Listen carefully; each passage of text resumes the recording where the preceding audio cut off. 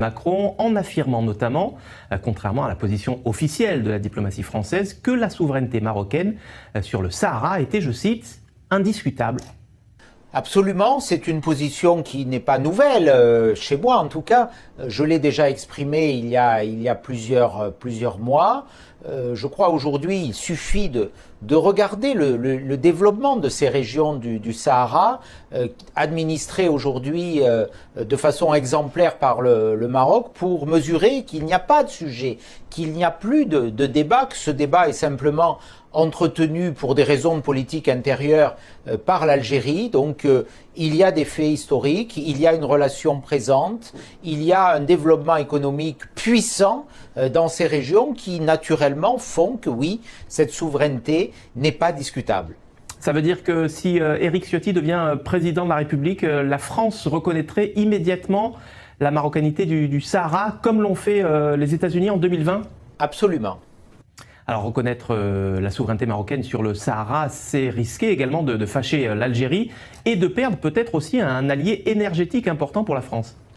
Écoutez, on a fait beaucoup de concessions à l'égard de l'Algérie et je vois que très peu de retours. J'entends et j'écoute des messages souvent très agressifs, très hostiles à l'égard de la France, malgré les gestes répétés et quelquefois déplacés qui ont été effectués vers l'Algérie.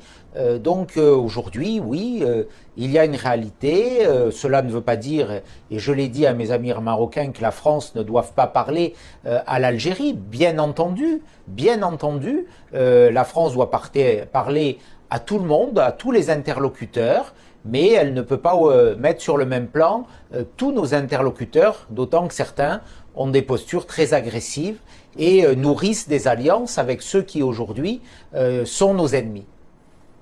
Lors de votre rencontre avec le chef du gouvernement marocain, Aziz Akanouch, vous avez regretté, je cite, le manque de considération de la France à l'égard du royaume. Est-ce que vous faisiez référence à la question des visas, au voyage d'Emmanuel Macron au Maroc, mais qui s'est avéré être une arlésienne, puisqu'il est sans cesse reporté? C'est ça que vous entendiez en parlant de manque de considération? Il y a plusieurs éléments. Il y a la participation de députés de la majorité proche du président de la République au vote d'une résolution du Parlement européen qui est une résolution stupide et inappropriée. Il y a une relation que les Marocains sentent déséquilibrée avec l'Algérie. Il y a la nécessité, et je veux que le président de la République française entende ce message, de renouer un fil entre des amis historiques, la France et le Maroc. Le lien ne peut pas être coupé comme il l'est depuis plusieurs mois. Donc il faut retrouver le chemin du dialogue. La France a besoin du Maroc, le Maroc a besoin de la France. Il faut refonder une relation de confiance et de partenariat.